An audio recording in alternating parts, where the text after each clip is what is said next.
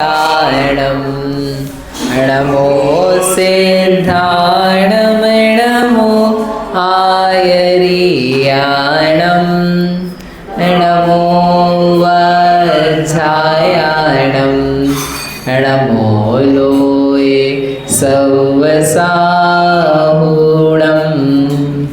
येनात्मा बुध्यतात्मैव परत्वेनैव चापरम् अक्षयानन्तबोधाय तस्मै सिद्धात्मने नमः। समाधि तंत्र में 34वें नंबर का श्लोक है। आत्मदेहांतर ज्ञान जनिताह्लाद निर्वृतः तपसा दुष्कृतं घोरं भुञ्जानोऽपि न खिद्यते। अब जो पहले कहा था कि परम तप करने पर भी निर्वाण की प्राप्ति नहीं होती है, ऐसा सोच करके कोई सोच रहा है कि तप करने में जरूरत है कि आपसे, तो वैसे भी खेद होता है, खिन्नता होती है, कष्ट पाते हैं। तो उसके लिए आचार्य देव ने कहा कि तप से खिन्नता नहीं होती है, तप से तो और बल्कि शक्ति आती है और उसको खेद भी नहीं होता है। तप करने से खेद कष्ट दुख नहीं होता है। किसको नहीं होता है? तो उसके लिए स्वरूप दिया है, जिसको आत्म देहांतर ज्ञान जनित, आत्मा और देहांतर यानी आत्मा और देह भिन्न है, भेद ज्ञान है जिससे शरीर आत्मा के बारे में, उस ज्ञान से जनित आत्म देहांतर ज्ञान जनित, उससे पैदा होने वाले आह्लाद निर्वृतम, आनंद से जो रचा हुआ है, बना हुआ है। जो आत्मा कैसा है? आत्मा और शरीर के भेद ज्ञान से उत्पन्न हुआ आनंद जिसको आ रहा है, मतलब जिसको दिख रहा है, समझ रहा है, संवेदन में आ रहा है। शरीर और आत्मा अलग हैं, मैं और आत्मा, मैं और शरीर अलग हैं। ऐसे व्यक्ति को तपसा दुष्कृतम घोरम भुञ्जानः अपि, तप के द्वारा बहुत घोर दुष्कृत, दुष्कृत यानी दुष्कर्म जो हैं, पाप महापाप के जो फल हैं, उनको भुञ्जानः यानी भोगता हुआ भी, भुञ्जानः अपि न खिद्यते, वह खेदित नहीं होता। मतलब जिसको शरीर आत्मा का भेद विज्ञान है, उस वेद विज्ञान के बल से जिसको आनंद आ रहा है, उस आनंद को भोगने वाला वह जीव तप के द्वारा कर्मों को बुलाता भी है। उसके कर्म अनेक प्रकार के खिलते भी हैं, बहुत पाप के भी उदय आते हैं, तथापि उन पाप कर्मों के उदय से वह खिन्न नहीं होता, दुखी नहीं होता। ऐसा तो नहीं, लिखा ही नहीं है। दुखी होना तो बहुत बड़ी चीज़ है। खिन्न होना, खिन्न होना यानी जैसे आपको किसी ने कुछ बोल दिया और आप लड़ने पहुंच गए, तो वो दुखी हो गया, आप बहुत ज़्यादा उद्विग्न इतने हो गए और खिन्न हुए, भाई तुमने ऐसा बोला, अब बातें तो कर रहे हैं अभी भी, लेकिन वैसे अच्छे से नहीं कर रहे। तो क्यों? बोले यार मन खिन्न हो गया तुम्हारी बात सुन। मतलब ऐसा नहीं कि हम बात नहीं कर रहे, रूठ गए, भाग गए, लड़ने लगे, पीटने लगे, इतने दुखी नहीं हुए। खिन्न होना यानी बस थोड़ा सा हो। तो वो कह रहे हैं न खिद्यते, खिन्न भी नहीं होता है। वह जो जीव है, वह जो ज्ञानी है, भेद विज्ञानी है, वह तप के द्वारा बहुत सारे कर्मों को भोगता हुआ भी थोड़ा सा भी खेद खिन्न परेशान नहीं होता है। ये श्लोक का अर्थ है। अब क्या मतलब है? ये है कि देखो, एक तो जिसको आत्मा और शरीर के बारे में भेद ज्ञान उत्पन्न हुआ, तो उससे उन्होंने लिखा है जनित आह्लाद निर्वृतम, उससे आनंद बनता है। आनंद की जो रचना, आनंद की जो उत्पत्ति है, उसका आधार क्या है? तो उन्होंने कहा भेद ज्ञान आधार। भेद ज्ञान करके दिख लेना, दिख जाना, वो उसका आधार है। अपने को लगता है कि भेद ज्ञान करो, अपन ये आत्मा शरीर की भिन्नता की बातें सोचो, ध्यान करो, तो उसमें तो क्या होगा? कष्ट होगा। कह रहे कष्ट नहीं होगा, आह्लाद होगा। आत्म देहांतर ज्ञान जनित आह्लाद निर्वृतम, शरीर आत्मा को अपन भिन्न भिन्न जान जाएंगे ना, तो क्या आएगा? आनंद आएगा। और नहीं जान रहे हैं तो क्या आ रहा है? आनंद। नहीं आ रहा है तो वो आनंद नहीं आ रहा है, तो मैं आनंद की कल्पना हो रही है, एक्चुअल में नहीं आ पा रहा, वास्तव में नहीं आ रहा, जैसा आना चाहिए है वैसा नहीं आ रहा है। जैसे क्या है कि वो सब्जी है, सब्जी में रंग चाहिए है, लाल लाल, तो मिर्ची डालते हैं अपन, तो क्या होता है, तिखास भी आती है और रंग भी आता है ना।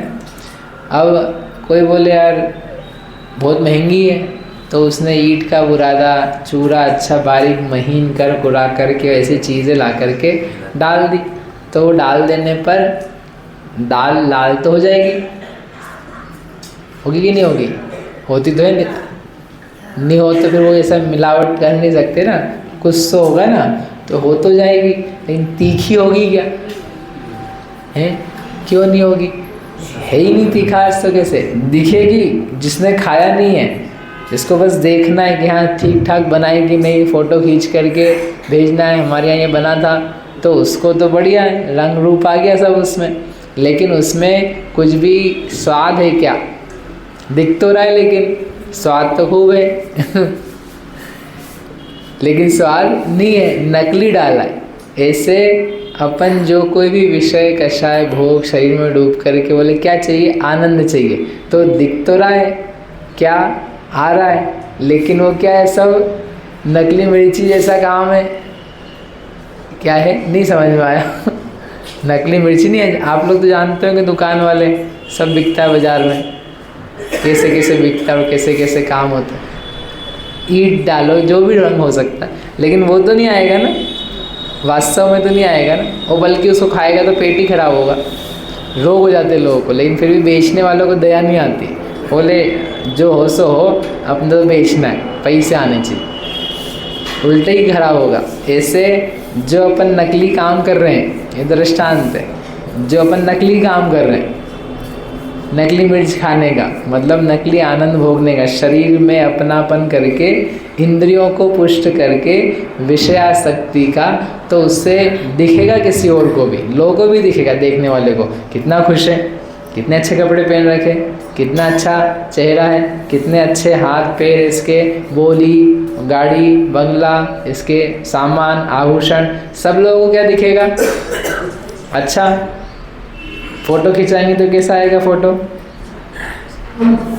अच्छे आएगा ना, मुस्कुराता हुआ तो आएगा अच्छा, लेकिन उसके भीतर क्या है, आनंद है क्या, मज़ा है क्या, बोले हमारी हम ही जानते हैं, हर आदमी से पूछो बोले हमारी हम ही जानते हैं, हमारी हम ही जानते हैं, तुम्हारी तुम ही जानोगे और कौन जानेगा। तो ये क्यों आ रहा है, क्योंकि वो दिख रहा है, वास्तविक नहीं।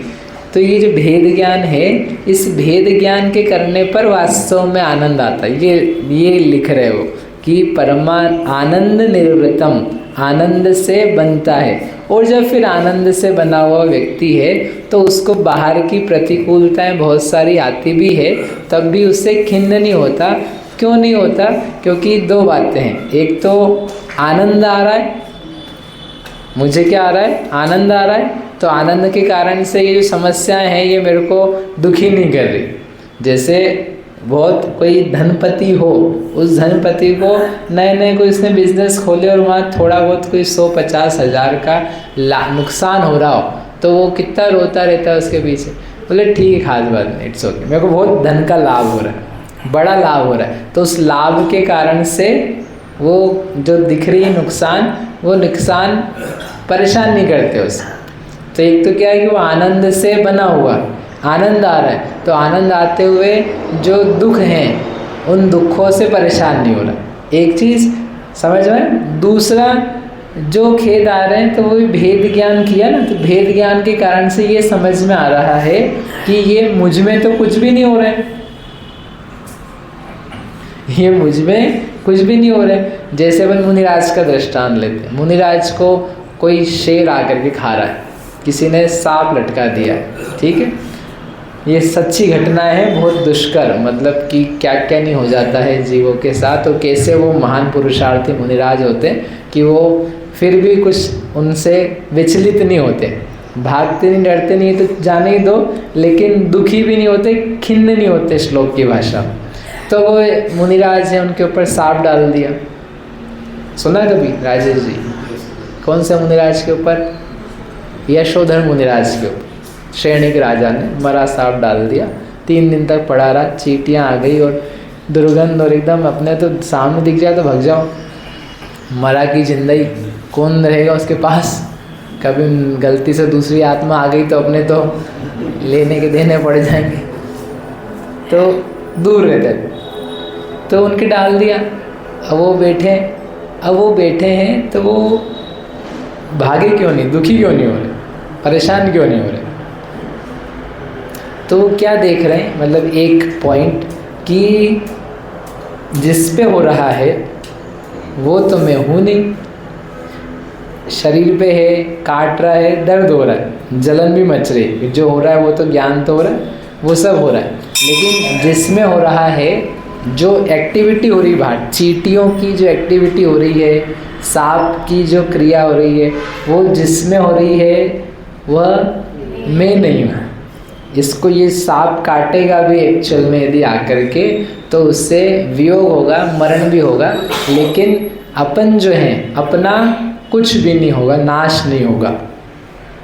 ये बोलना सरल है, उस बात को वो जी रहे, उस बात को देख रहे कि ये मेरा कुछ भी नहीं हो रहा है, मेरा कुछ भी नहीं हो रहा है, मेरा कुछ भी नहीं बिगड़ रहा है। मैं ये जो सोच रहा हूँ, दिस इज़ मी, मेरे में जो ज्ञान चेतना चल रही जिसके माध्यम से मैं इसको देख रहा हूँ, ये मैं हूँ। तो मैं पहले भी जान रहा था, मैं अब भी जान रहा हूँ। मैं पहले भी जाननहार था, मैं अभी भी जाननहार हूँ। उस बात में अपने आप को पूरी तरीके से जुटाए हुए हैं। मेरे में कुछ भी नहीं हो रहा है, मेरे में कुछ भी नहीं हो रहा है।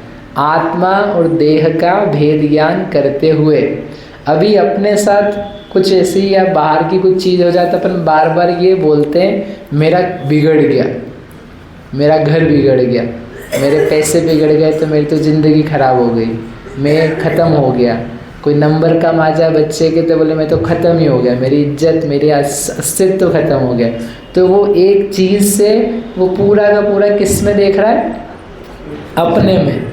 और ये महाराज जी हैं, ज्ञानी हैं, चारित्रवान हैं, निर्ग्रंथ दिगंबर, ये बार बार क्या देख रहे हैं? मेरे में कुछ भी नहीं बिगड़ा, मेरे में कुछ भी नहीं बिगड़ा, कुछ भी नहीं बिगड़ा। समझे सोच का अंतर? मेरे में कुछ भी नहीं बिगड़ रहा, अपन क्या सोच रहे हैं? मेरे बिगड़ रहा है, मेरे बिगड़ रहा है। अगर आपको बोल दे ए ऐसे कैसे बैठे हो, चलो सीधे बैठो, तो आप बोल ओ मेरी इज्जत खराब हो गई, जबकि कुछ भी नहीं बिगड़ा। आपका मतलब उस आत्मा का हमने देखा तक नहीं है, हम क्या बिगाड़ेंगे या कोई क्या बिगड़ेगा, कोई शब्द, लेकिन नहीं, मेरा बिगड़ा, मेरा बिगड़ा। तो हमारा जीवन चल रहा, अज्ञानी का जीवन चल रहा कि कुछ भी घटना घटे तो ये सीधे अपने से रिलेट कर रहा है, सीधे अपने से जोड़ दिया।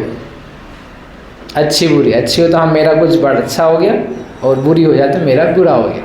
और ये कह रहे हैं तुम भले हार फूल माला लाओ तो मेरा कुछ अच्छा नहीं हो रहा है, और तुम भले तलवार लेकर के आओ, सांप लेके आ जाओ तो मेरा बुरा नहीं हो रहा। ऐसा ज्ञान जी रहे, बोल नहीं रहे, जी रहे, मेरा कुछ भी नहीं बिगड़ रहा। अभी ये तो अपन जानते ही कि वास्तव में नहीं बिगड़ रही, तो अपन पढ़ लिया इतने दिनों से, आत्मा का तो कुछ बिगड़ ही नहीं रहा है। आत्मा अभी भी आत्मा है, चेतन है, ज्ञान स्वभावी, और बल्कि ऐसी परिस्थिति में आके कोई ने तो निर्वाण तक प्राप्त कर लिया। मेरा कुछ नहीं बिगड़ रहा, मैं तो आत्मा हूँ, जीव जीव जीव करके उसमें ऐसे लीन हुए कि वे तो मोक्ष में चले गए। तो क्या बिगड़ा? कमट ने आकर के पार्श्वनाथ भगवान को किया, तो पार्श्वनाथ भगवान का क्या बिगड़ा? सुकोशल जी का क्या बिगड़ा? तो वो हम जो समझ रहे हैं कितना गलत समझ रहे। हम जो समझ रहे मेरा बिगड़ रहा है तो कितना गलत समझ रहे हैं। इसलिए आनंद भी नहीं आ रहा है और परेशानी भी नहीं। मरण नज़दीक आता है तो अपन क्या समझ रहे हैं कि हमारा मरण, हम खत्म हो रहे, हम ही खत्म हो रहे। वो कह रहे हाँ दो, हमारा मरण नहीं है, हम मरते ही नहीं, हम मरते ही नहीं, हम मरते नहीं। इस बात को ज़्यादा बोलते हैं। अपन बोलते हैं मरने वाला हूँ, मरने वाला हूँ, 40 साल में, 20 साल में, 50 साल में, सबको ही मरना है, सबको ही छोड़ना है, मैं भी जाऊँगा, मैं मर जाऊँगा। तो अपन ये ज़्यादा बोलते हैं कि मर जाएंगे, वो ये ज़्यादा बोलते हैं ज्ञानी क्या, मरते ही नहीं, मरते ही नहीं, ये गीत है, मरते ही नहीं, होता ही नहीं, कुछ नहीं होता है, कुछ भी हो जाए, बिना नमक का खाना, ठंडा खाना, बिना घी का खाना, कुछ मिल जाए तो अरे आज तो बहुत कमज़ोरी लग रही है, आज घी नहीं खाया, आज शक्कर नहीं खाई, आज तो बिल्कुल एक आस ना था आज, तो इतने में तो गिर गया। बोले नहीं, मेरा कुछ बिगड़ा ही नहीं, मेरा कुछ बिगड़ा ही नहीं, मेरा कुछ बिगड़ा ही नहीं, मेरा कुछ बिगड़ा ही नहीं। समझ में आ रहा है? वो आनंद पैदा करने के लिए ज्ञान चाहिए। वैसे तो तप कर रहे ना, तो क्या बोल रहे थे आपसे कि दो बिंदु, एक तो वो जान रहे आनंद है, आनंद इतना ज़्यादा है कि दुख गिनती में नहीं। ये साइकोलॉजी है, सीधी सी बात। यदि जैसे दुख बहुत ज़्यादा हो किसी को, तो उसको कोई छोटे मोटे सुख भी आ जाए तो वो गिनती में नहीं लगते। बहुत महान दुख से पीड़ित हो, उसको बोले ले मौसम्बी का जूस पी ले, थोड़ा शांति रहे, और पी भी रहा है तो वो गिनती में, उसको बोले देख तेने आज जूस पिया था, आज जूस मिला था तेरे को, अरे पागल हो, मेरे लाखों का नुकसान है, जूस की बात कर रहा है। दुख ज़्यादा है तो छोटे मोटे सुख कुछ मज़े नहीं देते हैं, सुख बहुत ज़्यादा है तो छोटे मोटे दुख भी हों तो वो गिनती में नहीं आते, एक बार। और दूसरा बोला कि वो जो भेद ज्ञान है उसके कारण से ये जानते हुए कि ये मेरे को कुछ भी नहीं कर रहे हैं, ऐसे होने पर बहुत दुष्कृतम घोरम, बहुत भयंकर कर्म के उदय भी वे तप के द्वारा बुला बुला के भुंजाना भोग रहे हैं, फिर भी न खिद्यते, खेदित नहीं होते। इसलिए तप करना बुरा नहीं है, तप से खेद नहीं होता है, अज्ञान से होता है। इसलिए तुम तप को बुरा मत समझ लेना कि तप करने पे भी निर्वाण नहीं हुआ। ऐसा तप हम सभी भेद ज्ञान से करें। बोलो महावीर भगवान की जय।